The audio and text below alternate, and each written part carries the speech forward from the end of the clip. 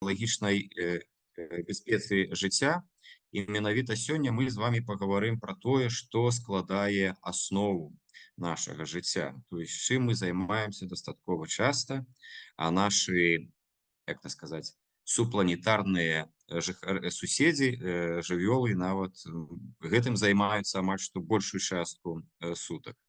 Мы паговорым пра бяспеку прадуктаў харчавання. Ну і я пачну з прэзентацыі. Зараз я далучу яе.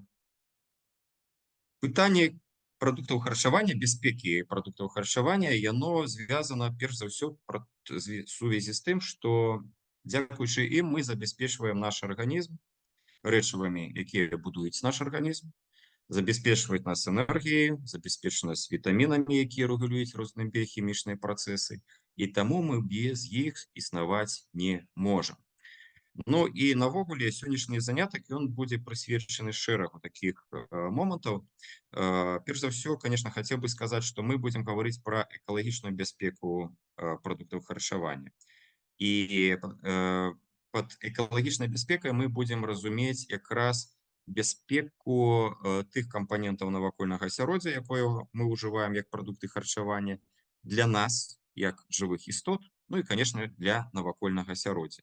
І таксама мы з вами паговорым, як навакольнае асяроддзе, менавіта тыя працэсы забруджвання могуць уплываць на прадукты харчавання, як гэта можна вызначыць.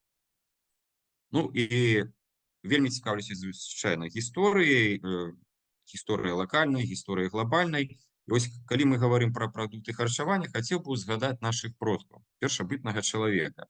І адразу ўзнікае пытанне, калі ж ось сам працэс харчавання, працэс выбару прадуктаў харчавання, як ён быў звязаны з развіццём нашай чалавечай цывілізацыі.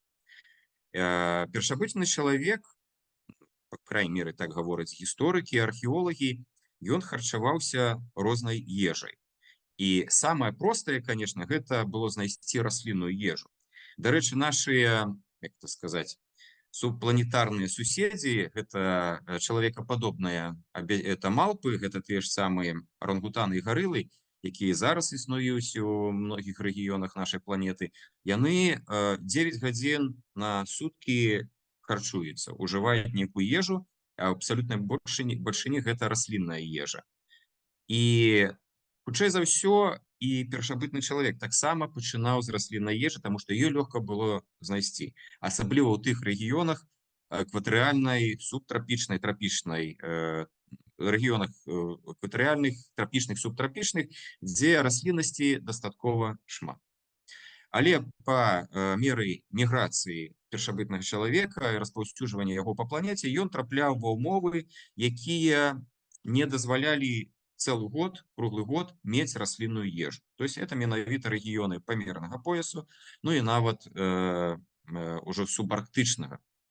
І тут якраз, хутчэй за ўсё, у рацыёне першабытнага чалавека з'явілася жывёльная ежа.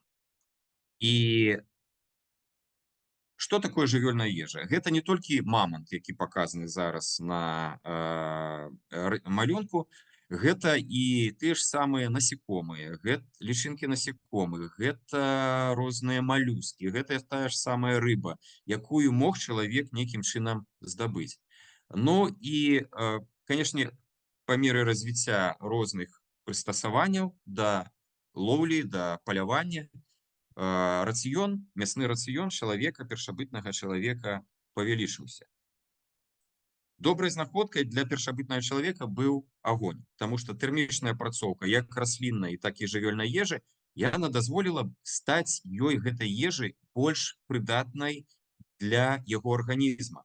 Напрыклад, у расліннай ежы ёсць тыя ж самыя вугляводы, якія пры тэрмічнай апрацоўцы пачынаюць раскладацца і становяцца больш даступнымі.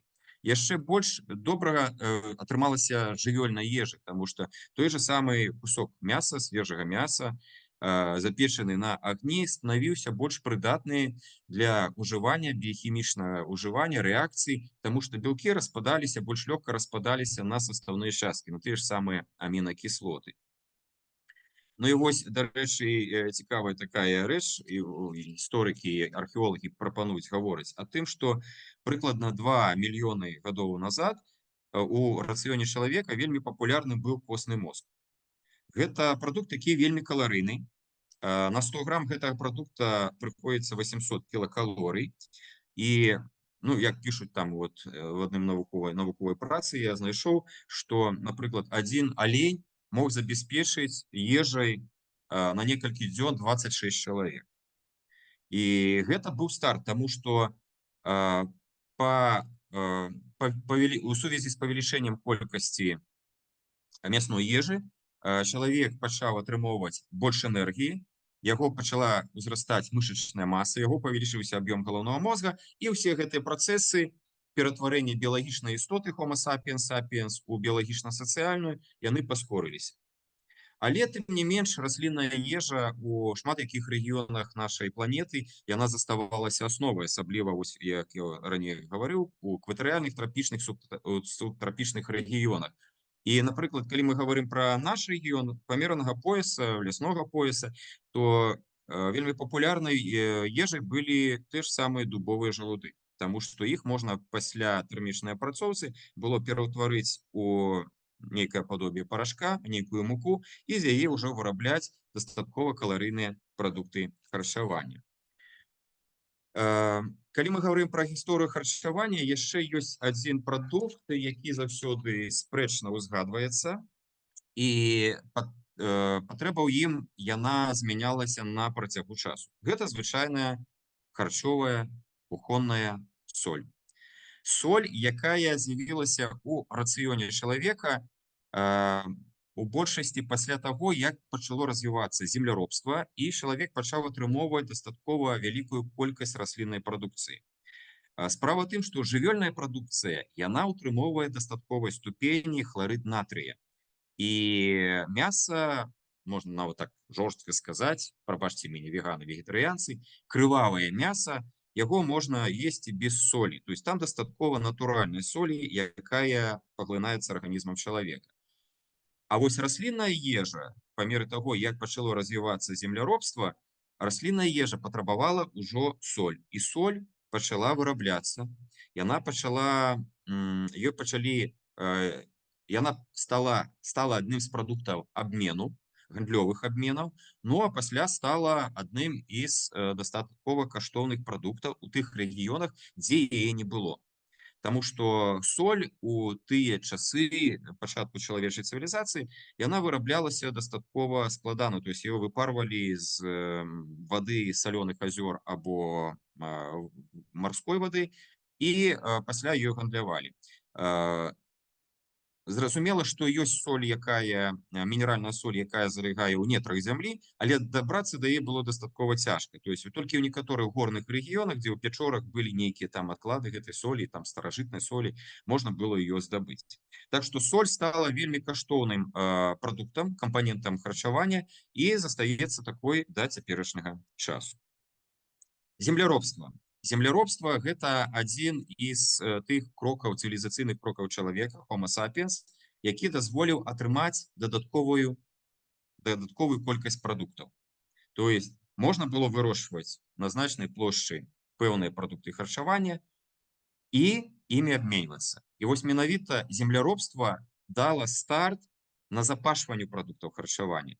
І нават калі вы ўзгадаеце школьны курс гісторыі, мабыць, памятаеце, што славянскія дзяржавы дзесьці там 9, 10, 11, 12 год на экспарт пастаўлялі што? Гэта пушніну, мяха звяроў, скуры, мёд і збожжа. То есть можна было вырошчваць і можна было гандляваць з тымі паўночнымі краінамі, дзе збожжа нельга было па кліматычных прычынах вырасціць. Ну і паступова чалавек навучыўся назапашваць прадукты харчавання, ён навучыўся імі гандляваць, назапашваць, і з'явілася магчымасць, і з'явіліся розныя магчымасці для, правильно сказаць, з'явіліся розныя тэхналогіі захоўвання прадуктаў харчавання. Напрыклад, засальванне. То есть можна было засыпаць соллю, і прадукт харчавання, перш за ўсё жывёльны прадукт, ён захоўваўся дастаткова доўга. Пасля нашы продкі, асабліва ў славянскіх на памеранай у лясной зоне славянскія народы навучыліся заквашваць прадукты, раслінныя прадукты. Яны за кошт утрымання ў іх розных арганічных кіслот, это той ж самы яблычная кіслата, лімонная кіслата, нават малочная кіслата, яны захоўваліся дастаткова доўга. Ну і все ведаюць смачную квашаную капусту, мачоныя яблыкі і так далей. У паўночных народаў Арктыкі асабліва былі свае спосабы захоўвання прадуктаў, напрыклад, таго ж самага мяса. Яны яго закопвалі ў глыбіню, тым самым перашкаджалі доступ кісларода, і гэтае мяса, мясны прадукт ферментаваўся. І цяперашніх чукчаў у цяперашніх нават чукчаў, якія там жывуць на арктычным узбярэжжы ледавітага акіяна, вось ёсць такі прадукт, ён называецца каналгін. То есть гэта мяса, якое закопваецца на 6-8 месяцаў, і там і адбываецца бескіслародная ферментацыя.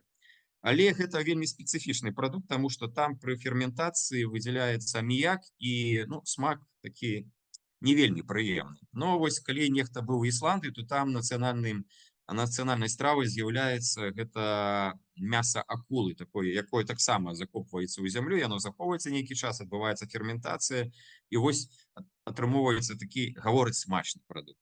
Я там не быў, я такога не спрабаваў, так што не магу сказаць, смачны ці не, але гаворыць, што вонючая гадасць яшчэ тая. Замарожванне. Замарожванне такая тэхналогія, якая зараз вельмі лёгка, дзякуючы маразільнікам, атрымоўваецца. У былыя часы замарожвалі дзякуючы льду, нават нашы продкі, славяне, то есть зімой наразалі пласты льду, захоўвалі іх спецыяльных таких склепах, і разам за льдом хранілася розная ежа, захоўвалася розная ежа. Пасля яшчэ сушка, вялені, рыбы, сушка раслін гэтаксама. 19 стагоддзе знаходка чалавечая — гэта кансервы. То есть спачатку кансервы былі мясныя, пасля вырабляць іх пачалі і тыя ж самыя раслінныя. Вось літаральна недавно на выставе у Варшаве вось такія вось знакамітыя польскія прадукты фірмы Даўтона. І кансерваванне, яно дазваляе сапраўды захоўваць прадукты вельмі доўга. Тая ж самая тушонка знакамітая беларуская, згушчонка, якую можна захоўваць да таго часу, пакуль сама металічная эта бляшанка не паржавее і не распадзецца. Нават у некаторых краінах кансервуюць пітную воду, якая з'яўляецца такой, запас на надзвычайныя умовы. І таксама можна, яна захоўвае, такая бляшанка захоўвае якасць гэтай вады, і будзе добрай крыніцай забеспячэння. І цяперашнія магазины, склепы, крамы, яны дазваляюць нам атрымаць доступ да велізарнай колькасці прадуктаў харчавання. Сапраўды, то есть ёсць крамы прадуктовыя невялічкія, ёсць велізарныя гіпермаркеты, і, мабыць, сярод вас няма такіх людзей, якія бы там раз на дзень або раз на тыдзень нават не хадзілі бы у краму за нейкімі прадуктамі харчавання. І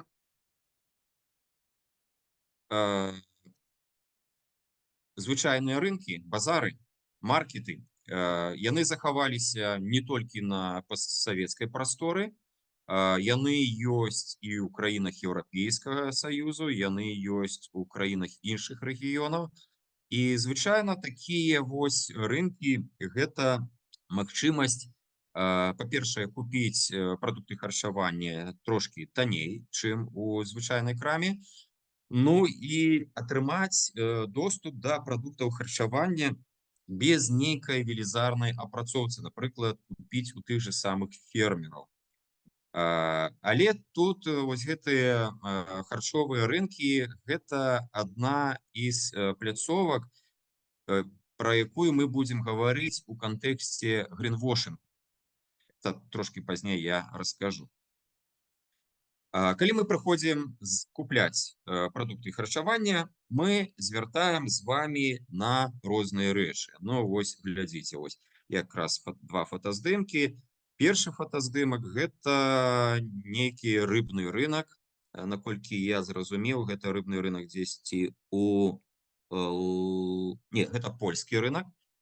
Вось правай гэта тут прадаецца гародніна. Но і у адрозненні ад звычайных крам, гіпермаркетаў, маркетаў, на такіх рынках гандаль вядзецца дастаткова прымітыўна. То есть мы ўбачым простую паперку з надпісам, што гэта і колькі каштуе, а нават бывае, што і паперак няма, і трэба яшчэ спытаць у прадаўца, колькі гэта каштуе і чым адметны той ці іншы прадукт. І вось якраз на такіх рынках,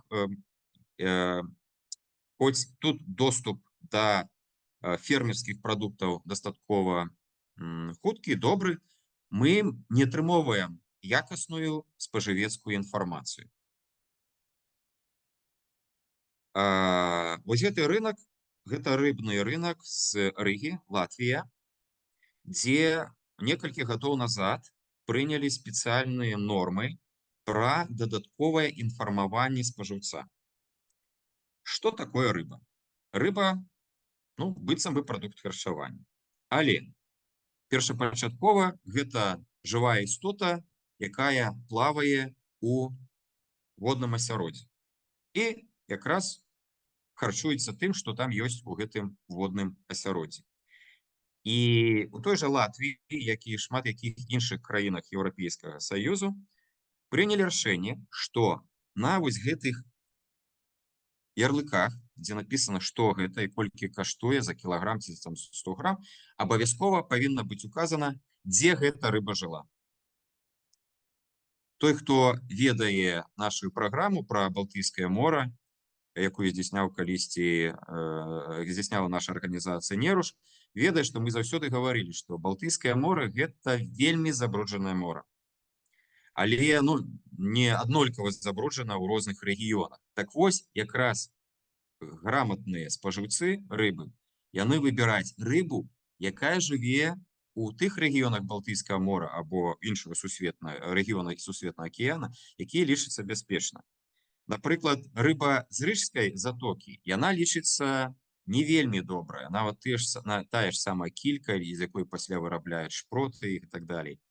А самай чыстай у балтыйскім рэгіёне лічыцца рыба з батнічнай затокі, гэта паміж Швецыяй і Фінляндыяй. То есть там менш за ўсё утрыманне розных шкодных рэчываў у вадзе, і зразумела, што і рыба змяшчае менш такіх шкодных рэчываў. Дарэчы, таксама грамотныя спажыўцы, яны разбіраюцца ў рыбе, у адносінах, у якой часткі ланцуга харчавання она знаходзіцца, таму што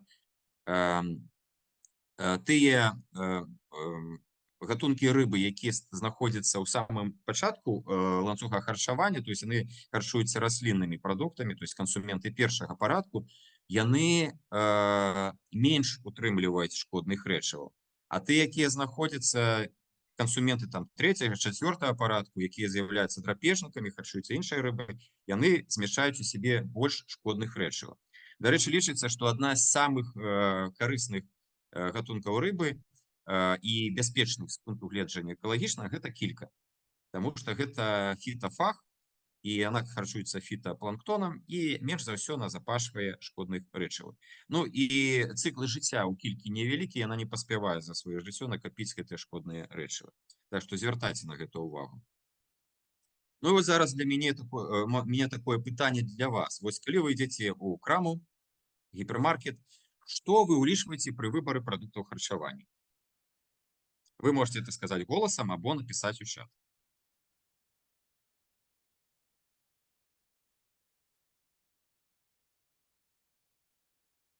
Што вы ўлічваеце пры выбары прадуктаў харчавання?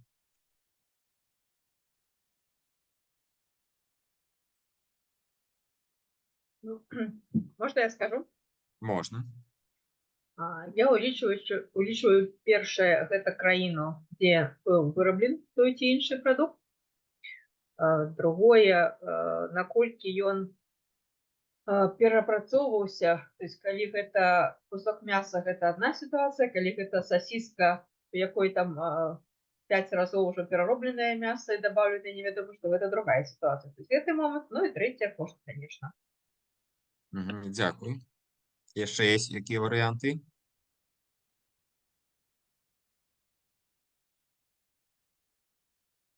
Ну, некалькі чалавек пастаянна выкідвае з нашай сесіі. Я нагадаю пытанне, што вы ўлічваеце пры выбары прадуктаў харчавання?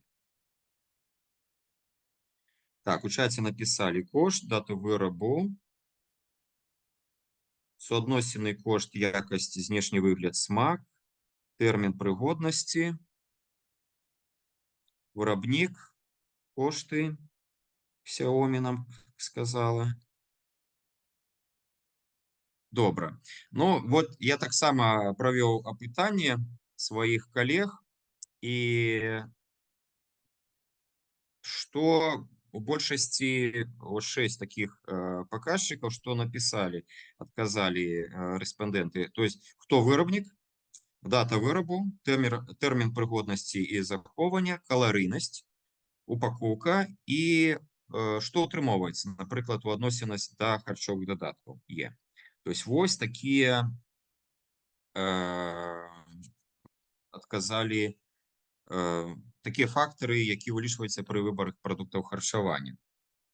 Ну і улічваючы, ну вот нават гэты спіс паказвае, што адным з фактараў з'яўляецца, што змяшчаецца ў прадукце харчавання, і шмат хто са спажыўцоў звяртае ўвагу на упакоўку. То есть якая яна? І ў сувязі з гэтым можна сказаць, што сапраўды упакоўка яна змяшчае ў сябе усю інфармацыю, яна не толькі змяшчае, але нават павінна змяшчаць як па заканадаўству беларускаму, так і па заканадаўству краін Еўрапейскага Саюзу. Яна павінна змяшчаць у сябе усю спажывецкую інфармацыю, якая дазваляе атрымаць звесткі аб бяспечнасці і прыдатнасці да дадзенага прадукта харчавання для гэтага чалавека. І таму з'явілася такая з'ява, як гринвошинг, або так званы зялёны камуфляж, або зялёны піяр. То есть гэта як бы набыццё даверу спажыўца за кошт быццам бы экалагічнасці чагосьці ў гэтым прадукце. І звычайна гэты гринвошинг, ён адбываецца праз выкарыстанне зялёнага колеру, выкарыстанне выявы расліны або жывёлы, што вось яно бяспечнае, або нейкага эмацыйнага тэксту, або нават нейкага азначэння. І вось паглядзіце злева на экране, гэта розныя азначэнні, дзе сярод спецыяльных афіцыйных знакаў, якія сапраўды па праву з'яўляюцца сертыфікатамі экалагічнасці, ёсць знакі, якія адносяцца да гринвошингу. Ну вось, напрыклад, злева ў версіі біо, натуральны прадукт, некалькі экапрадукт і гэтак далей. Або натуральны 100%. Гэта, ну, гэта прамы гринвошинг, таму што такія знакі яны не маюць заканадаўчага пацвярджэння якасці прадукта харчавання. А вось тое, што справа знаходзіцца, гэта ўжо тыя сертыфікаваныя знакі, якія сапраўды пацвярджаюць пэўную якасць прадукта. Пры гэтым, ну, тут можна заўважыць некалькі такіх адмысловых. Напрыклад, вот у гэты значок справа ў версіі Fair Trade Certificate. Гэта Fair Trade, гэта значок, пасля мы яшчэ будзем трошки гаварыць пра яго, гэта так званы справядлівы гандаль. Гэты значок паказвае, што гэты прадукт выраблены, прадукт, які азначаны такім значком, ён выраблены Украінай, дзе вырабнікі атрымалі добрую, ну, нармальную плату за яго выраб. Таму што вядома, што ў краінах трэцяга свету, там Афрыка, Азія, Лацінская Амерыка, шмат калі мясцовыя жыхары атрымоўваюць там дробязь за работу по вырошчванню тых прадуктаў харчавання, які мы вельмі любім. Тая ж самая кава, шакалад ці што-небудзь іншае. Вот такі значок, які там пазначана такая жабка, зялёны значок Rainforest Alliance сертыфікат. Гэта знак, які якраз адносіцца да праблемы экалагічнай бяспекі сельгасвытворчасці, пра ўплыў сельскага гаспадарку на навакольнае асяроддзе. То есть гэта знак, які гаворыць пра тое, што, напрыклад, у экватарыяльнай і трапічнай зоне не пацярпелі трапічныя лясы пры вырошчванні тых ці іншых сельгаскультур. Ну і значкоў такіх, азначэнняў такіх экалагічных дастаткова шмат, але мы хацім паговорыць, я хочу паговорыць пра тыя і паказаць, якія дастаткова шмат з'яўляецца на прадуктах харчавання у Беларусі і ў краінах Еўрапейскага Саюзу, і ў Польшчы, дарэчы. Першы значок, ён паказвае, называецца, зараз здесь моя шпаргалка, еўраліст. Гэта знак, які паказвае, што прадукт харчавання з'яўляецца арганічнага паходжання. То есть ён вырашаны ў арганічнай сельскай гаспадарцы. А што гэта такое арганічная сельская гаспадарка? Гэта тая, там, дзе не ўжываюцца хімічныя сродкі аховы раслін, не ўжываюцца хімічныя сродкі пры вырошчванні жывёл, не ўжываюцца пры вырошчванні жывёл гарманальныя прэпараты, не ўжываюцца сінтэтычныя ўгнаенні, сінтэтычныя розныя дадаткі. І то есть гэта дастаткова велізарны пласт прынцыпаў, які прапісаны ў еўрапейскай дырэктыве, і ён, то есть гэта сапраўды, так, гэта сапраўды вось такі значок, ён вельмі добра паказвае якасць прадукта харчавання. Пры гэтым самае цікавае, што ў Еўрапейскім Саюзе прынялі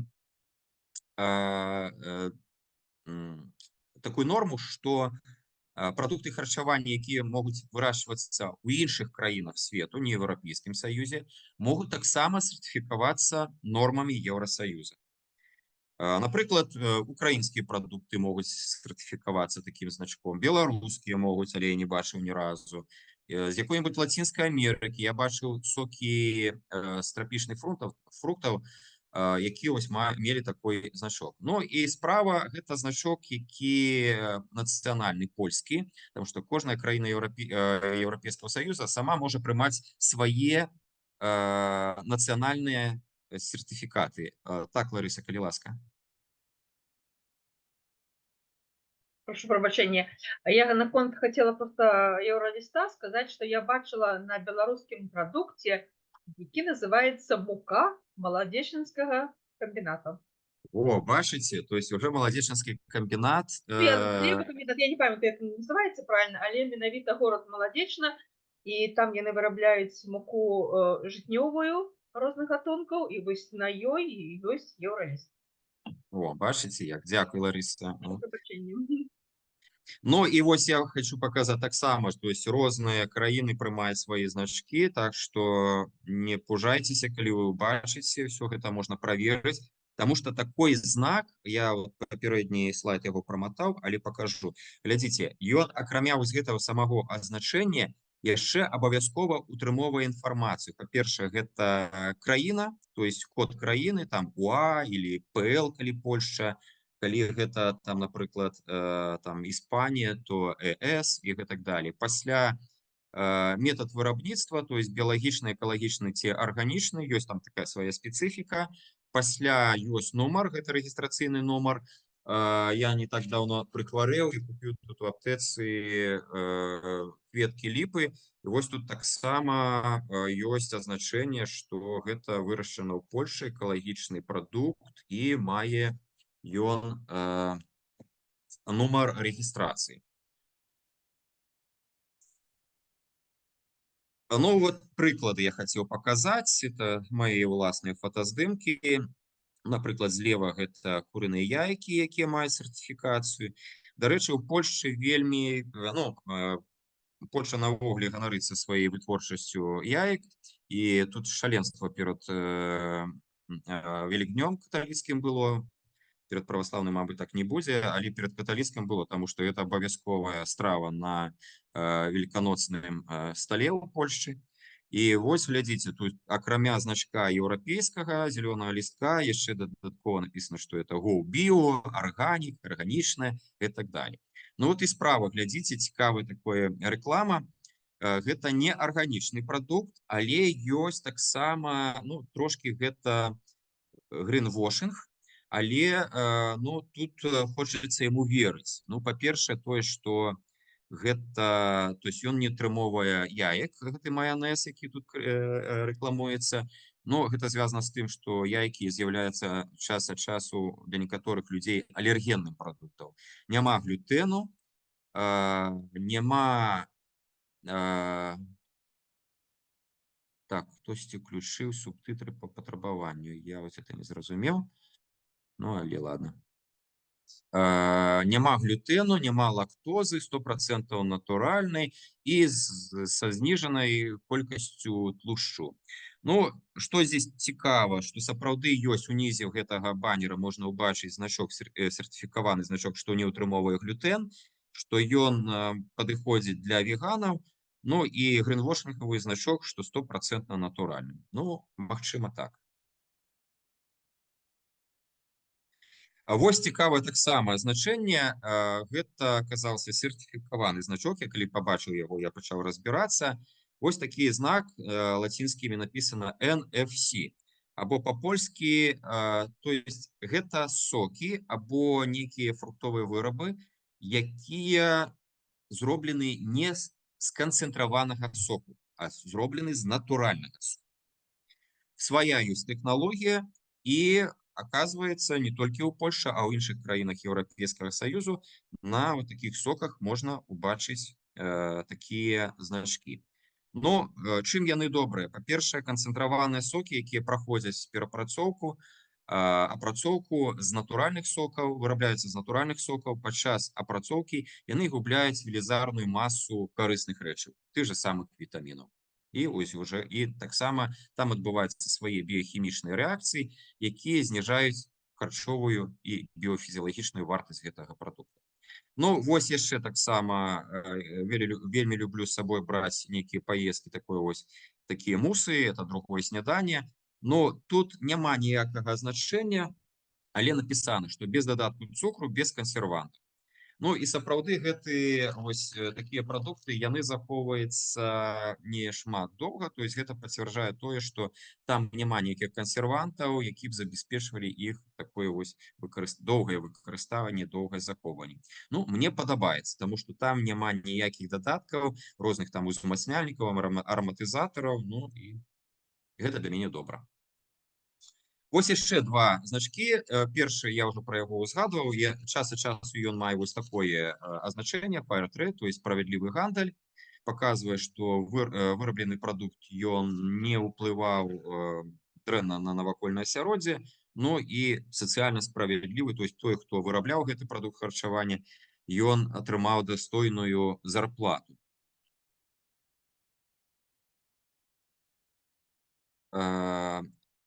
Наступны значок, які сустракаецца на упакоўцы, розныя упакоўцы, папяровай, картоннай і так далее. FSC. Значок, які ставіцца на гэта знак сертыфікацыі менавіта упакоўкі папяровай. То есть ён не гаворыць пра менавіта сам прадукт харчавання, ён гаворыць пра упакоўку. То, што упакоўка выраблена з драўніны, якая вырашчана справядліва. То есть ёсць там спецыяльны стандарт, які расказвае, што там павінна быць. Дарэчы, баранавічскі лясгас, ён час ад часу таксама праходзіць гэтую сертыфікацыю FSC, што дазваляе яму прадаваць, ну не ведаю зараз як з санкцыйнымі гэтымі нормамі, але раней да 22-го года наш баранаўскі лясгас менавіта сертыфікаваную такім значком прадукцыю прадаваў Еўрапейскі Саюз.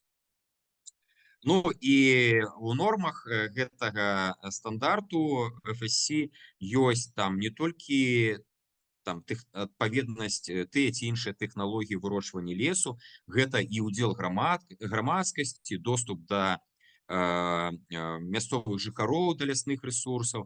Ну, я ведаю, што наш баранаўчыцкі лясгас заўсёды апошнія 5 гадоў, ну, дзесь з 17 по 22 год, ён у сваёй справаздачнасці па ФСС указваў, што вось у рэгіёне працуе эколага-краязнаўчае грамадскае аб'яднанне «Неруш», якія праводзяць сваю актыўнасць, тым ліку ў лясных масівах, абараняе лясы. І гэта такі быў значок для таго, што гэты лес добры, сертыфікаваны. Беларускі значок «Натуральны прадукт». Вось вы можете яго ўбачыць. Вельмі доўга да яго шлі, і вельмі шмат зрабілі менавіта грамадскія арганізацыі, улічваючы вопыт Еўрапейскага Саюза, каб яго запусціць у Беларусь. І такую прадукцыю вы можете сустрэць шмат дзе, менавіта харчовая прадукцыя. Нават я бачыў, што на мінеральнай вадзе і таксама ставіць натуральны прадукт. Ну, добра, што на гарэлку яшчэ не ставіць. Вось што гэта за натуральны прадукт. Вось якраз ён паказвае, што гэты прадукт харчаваны выраблены без ужыцця харчовых дадаткаў, араматызатараў. Ён не быў апрацаваны радыактыўнымі праменямі. Ён быў выраблены без выкарыстання генетычна мадыфікаваных арганізмаў і нанотэхналогій. Але натуральны прадукт – гэта не арганічны прадукт. То есть натуральны прадукт, ён гаворыць пра сам працэс вырабу, але ён не гаворыць пра сыравіну. Пра сыравіну можа гаварыць толькі значок арганічнай сельскай гаспадаркі. У Беларусі ён таксама уведзены, але вось, ну, не паспеў я прааналізаваць, ці ёсць ён дзесьці такія прадукты харчавання у нашых крамах, у нашых гіпермаркетах. Яшчэ значок, на які трэба звяртаць увагу, як і ў Еўрапейскім Саюзе, так і ў Беларусі, таму што ў Беларусі таксама дзейнічае закон аб генетычна мадыфікаваных арганізмах. І калі прадукт харчавання утрымоўвае больш чым 0,5% рэчываў, якія атрыманы з генетычна мадыфікаваных арганізмаў, то ён не мае права называцца без ГМО. Што такое генетычна мадыфікаваны арганізм? Ну, такі кароткі экскурс у біялогію, гісторыю. То есть гэта арганізмы, у генетычны матэрыял якога устаўлены чужыя гены, якія вызначаюць пэўныя якасці. Ну, напрыклад, у гісторыі вядома, што ёсць там гатункі таматаў, памідораў, які стаўлены ген, які дазваляе вырабляць у саміх таматах, у расліне тамата белок, які дазваляе яму пераносіць нізкія тэмпературы. То есть не замерзаць пры зваротных марозах, замаразках, у маі месяцы, у чэрвені месяцах і так далей. Або і гэты ген, ён атрыманы з арктычнай рыбы пікша, якая, дзякуючы гэтаму гену і вырабу гэтаму бялку, можа плаваць у вадзе з нізкай тэмпературай.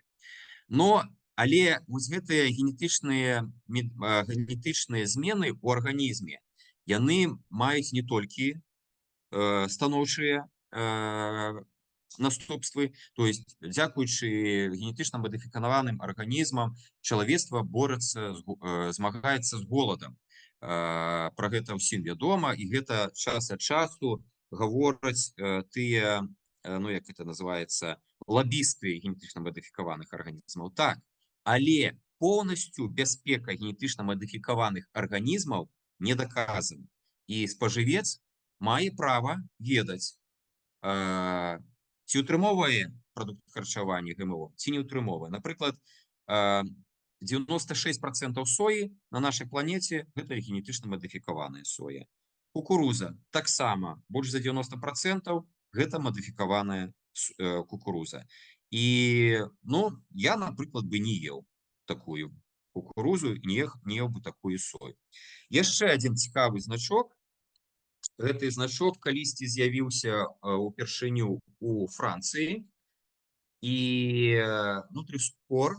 І, дарэчы, я тут з мясцовымі палякамі нават спрачаўся, што ён азначае. Ну, адныя гаварылі пра тое, што ён паказвае 5 ступеней апрацоўцы таго іншага прадукта харчавання. То есть, гэта прадукт без апрацоўкі, ну, гэта самая жорсткая апрацоўка, там якія-небудзь чыпсы, гэта ці-небудзь яшчэ. Но на самой справе гэта комплексны індыкатар или комплексны паказчык, які улічвае ў сябе, напрыклад, утрыманне цукру, тлушчоў, солі, каларыйнасць на 100 грамаў прадукту. І гэта там спіс, мабыць, дзесьці з 35 паказчыкаў. І ёсць спецыяльная праграма, якая дазваляе разлічыць вось гэтую спажывецкую якасць.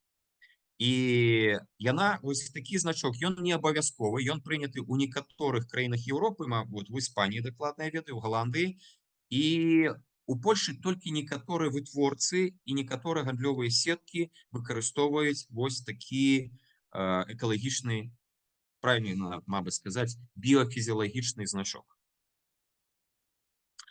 Ну, перейдем до самого страшного, что может апынуцца у нашей талерцы. Так, Лариса, хочешь нечто сказать? Я не зусім зразумела про гэты значок папярэдні АБЦДЕ.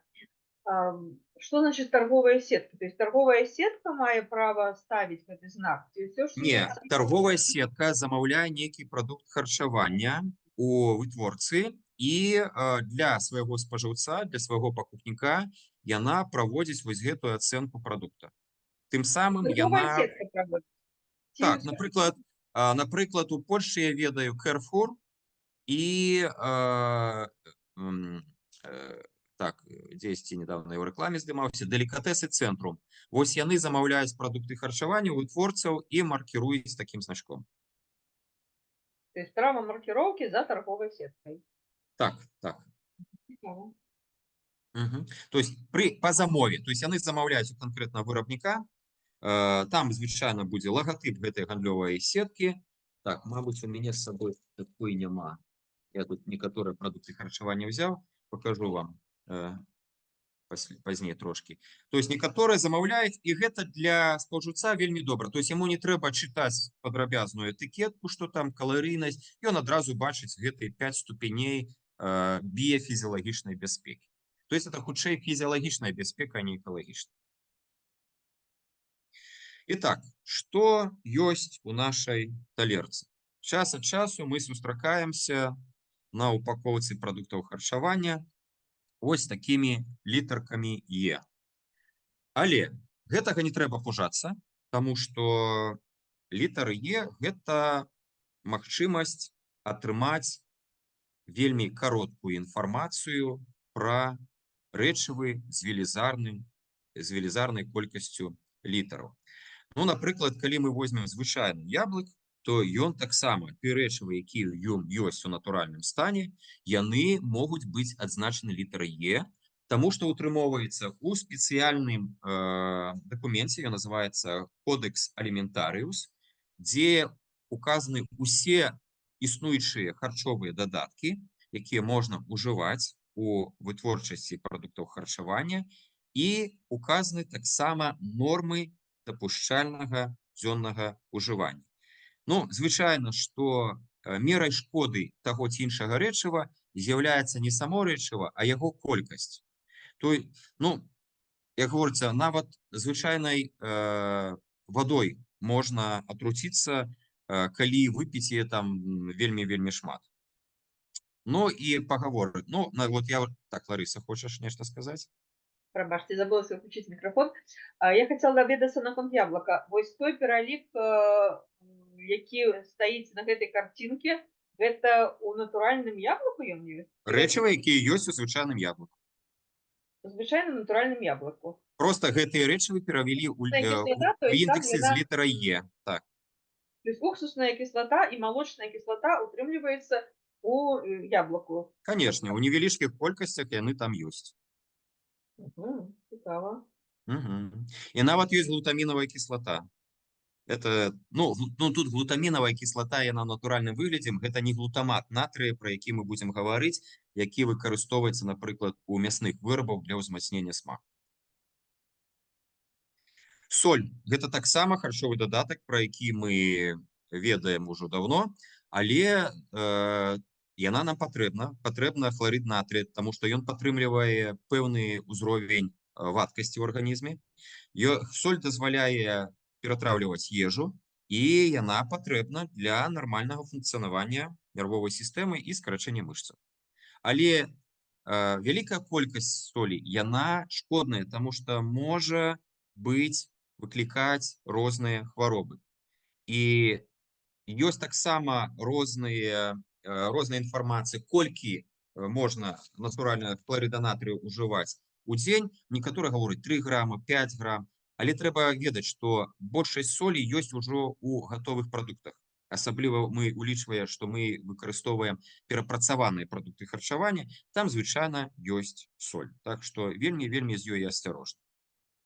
Тым больш, што соль бывае розная. Дарэчы, і вось самай карыснай лічыцца гэта так званая каменная соль, якая здабываецца менавіта з пластоў галіту, это такі мінерал, і там, акрамя хларыду натрыю, ёсць яшчэ іншыя рэчывы, тым ліку карысныя і патрэбныя для чалавека. Ну, а самае неправільная, будзем так говорить, недобрая, гэта выварачная соль экстра, якую, напрыклад, здабываюць у нас у Мазыры. Гэта 99,9% хларыда натрыя і больш нічога. Гэта чыстая соль, якая пасоліць нам прадукт харчавання, але не будзе мець некую фізіялагічную якасць.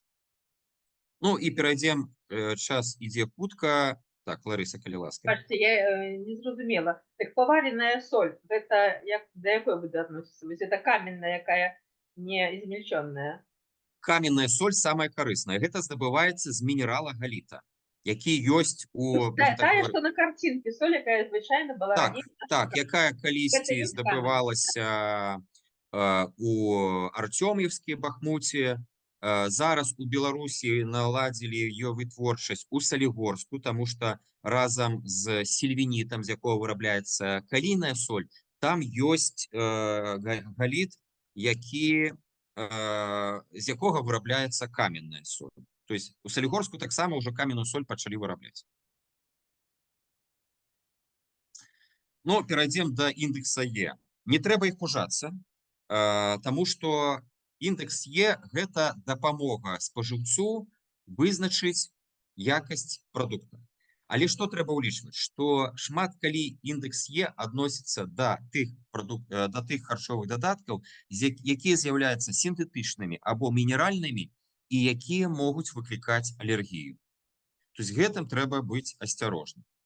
Но звычайна, то есть у міжнароднай практыцы усе харчовыя дадаткі, яны падзелены на некалькі груп. Першая група – гэта фарбавальнікі.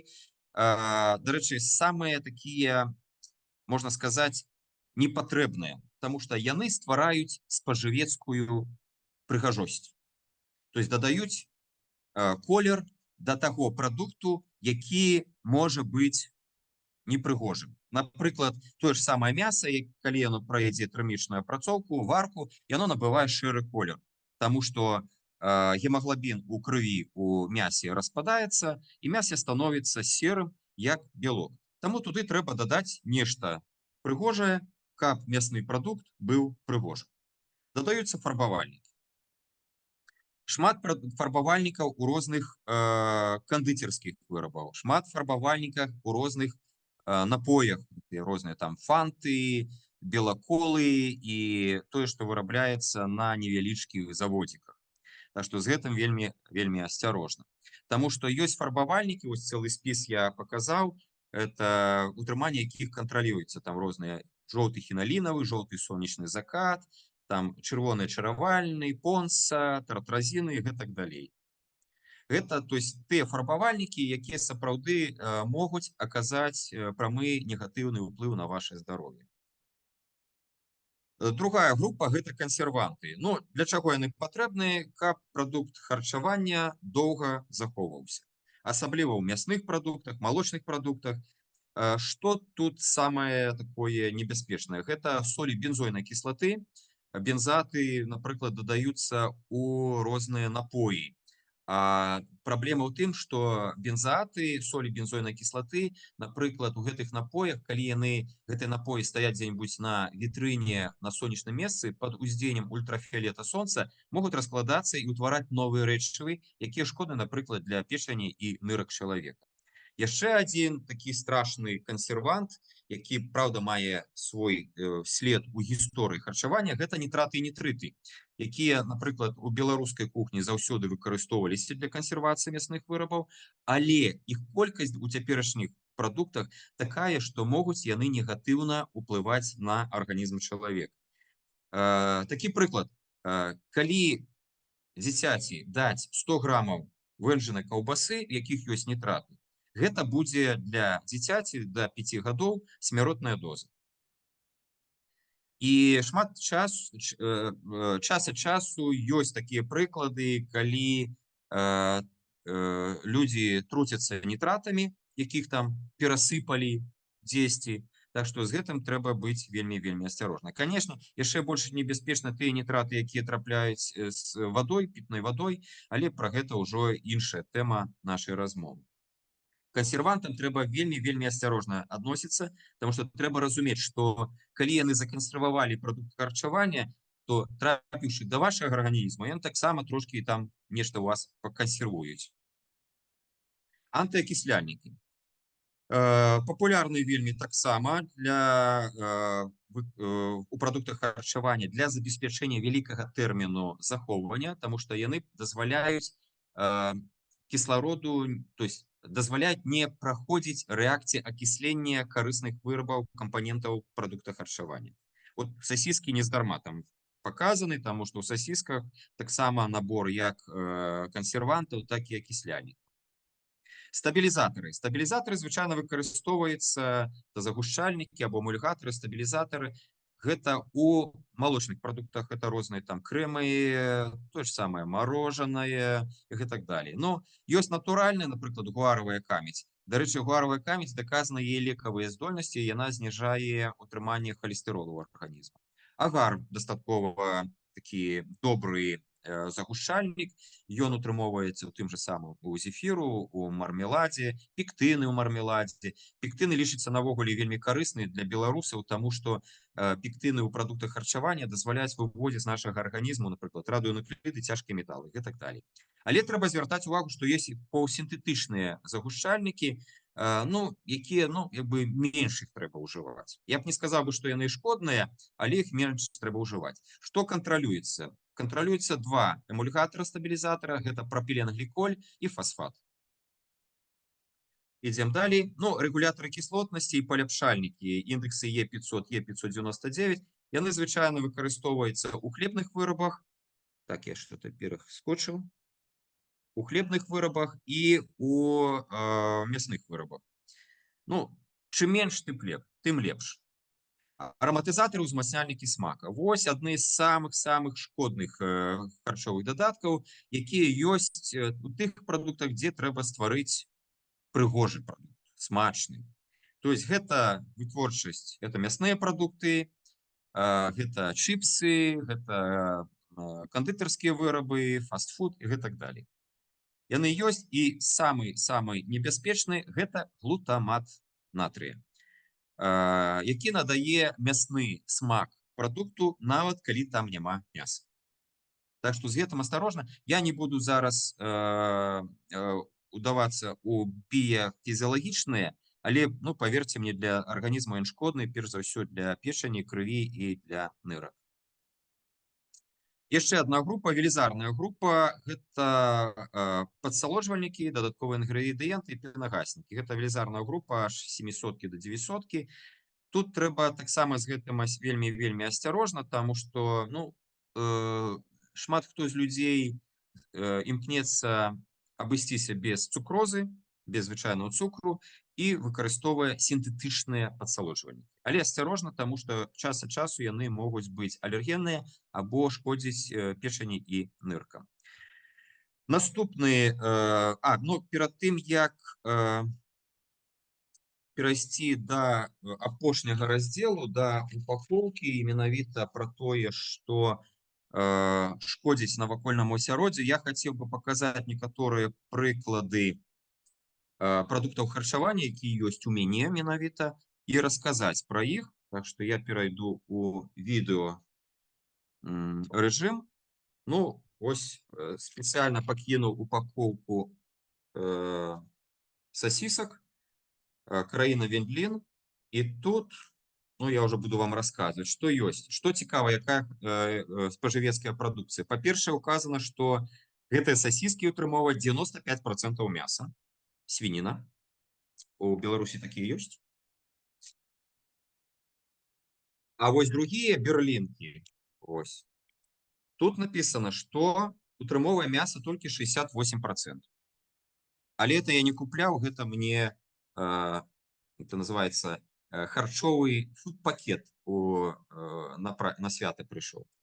Пасля, што таксама написано, это вельмі цікава, без дадатку глютаміна натрыя, это уже добра, без дадатку фасфатаў, гэта прадукт безглютэнавы, і нават ёсць індекс гэтага значка, ёсць інфармацыя пра каларыйнасць, ёсць тое, што гэты прадукт прадаецца ў бедронкі,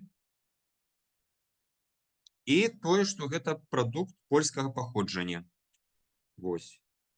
Ну, таксама вось не так давно не трапіў гэта тортила, ну, на кшталт, ой, мой виртуальный фон не дае мне магчымасці паказаць, на кшталт лаваша. І вось я пачытаў, дарэчы, склад, і аказалася, што такая сумесь, што тут ёсць і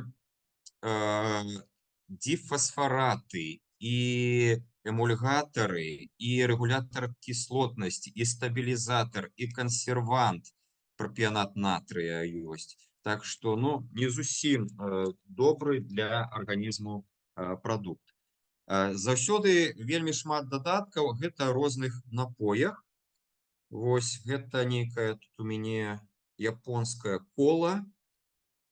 Ну, ёсць натуральныя прадукты, напрыклад, гэта лімонная кіслата, фарбавальнік гэта карамель, але напісаны нейкі арамат, але не расшыфроўваецца, які гэта арамат. Это ўжо небяспечна.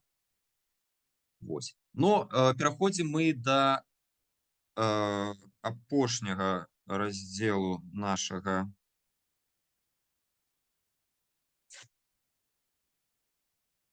лекцыі сённяшняй. Гэта упакоўка. Ну, упакоўка сапраўды гэта велізарны носьбіт інфармацыі для спажыўца. І упакоўка, па-першае, яна дазваляе захоўваць нам прадукт харчавання вельмі доўга. Я думаю, той гарошак і кукуруза, якія паказаны, якія на экране ад Віталюра, яны будуць захоўвацца, ну, некалькі гадоў. Упакоўка дазваляе захаваць не толькі спажывецкую якасць, але і забяспечыць тэрмін захавання. Я думаю, малако, якое знаходзіцца ў тых бутэльках, яно будзе, мабыць, захоўвацца некалькі месяцаў. Можна нават такія вопыты паставіць. Але упакоўка, яна мае экалагічнае значэнне. Па-першае, у залежнасці ад таго матэрыяла, з якога выраблена упакоўка, да прадукта харчавання можа пераходзіць часціны гэтай упакоўкі, асабліва калі гэта датычыцца пластыку. А па-другое, то есть упакоўка, то есть у сувязі з гэтым упакоўка, то есть трэба ведаць, якая упакоўка бяспечна.